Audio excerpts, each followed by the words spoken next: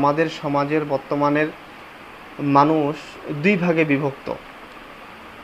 এক নাম্বার হলো যারা জিন, জাদু, বদনজর এবং জিনের কারণে মানুষের যে সমস্যা হয়, অথবা কোনো মানুষ কোনো জিনের আশ্রয় নিয়ে কোনো মানুষের ক্ষতি করতেছে, এরকম যে ক্ষতি করতে পারে, সমাজের অনেক মানুষ এগুলোকে বিশ্বাসই করে না।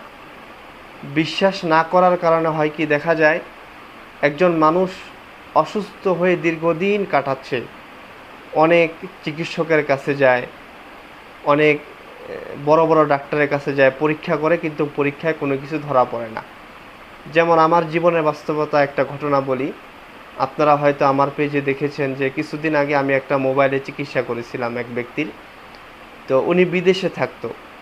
বিদেশে থাকা অবস্থায় তিনার পরিবার খুব ভালো চলতেছিল, তিনার ওয়াইফের সাথে তিনার সম্পর্ক ভালো ছিল। এক পর্যায়ে তিনি দেশে আসার পরে তিনার পারিবারিক সম্পর্ক নষ্ট হয়ে যায়। ধীরে ধীরে তিনার শরীর অসুস্থ হতে থাকে।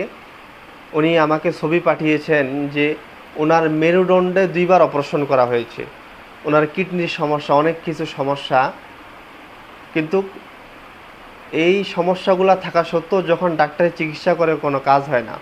তো মোবাইলের মাধ্যমেই তিনি এই বিষয়গুলো জানার পর তিনি আমাকে ফোন দেন। আমি তিনার পরীক্ষা করে দেখি যে ওনার জিন এবং জাদুর সমস্যা। এখন আলহামদুলিল্লাহ তিনি আমার কাছে চিকিৎসা নিচ্ছেন। তো এই যে ওনারা ভাবতেছেন যে এগুলোর কারণে কোনো সমস্যা হয় না, এই কারণে এই বিষয়গুলো না জানার কারণে অনেক মানুষ দেখা যায় দীর্ঘদিন ধরে রোগে ভুগে, কিন্তু চিকিৎসা করার পর ভালো হয় না। এটা হলো আমাদের শ্রেণীর এক প্রকার মানুষ। আর এক প্রকার মানুষ আছে যে তারা কোনো কিছুই হলেই মনে করে যে এটা মনে হয় জিন জাদুর সমস্যা, এটা মনে হয় এটার সমস্যা, এটা মনে হয় বদনজরের সমস্যা।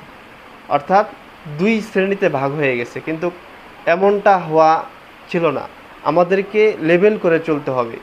আমাকে দেখতে হবে যে আসলে কোনটা আমার হচ্ছে আর কোনটা আমার হচ্ছে না। এজন্য এই দুইটাকে লেবেল করে আমাদের সামাজিক পরিবেশটা আমাদেরকে গড়তে হবে।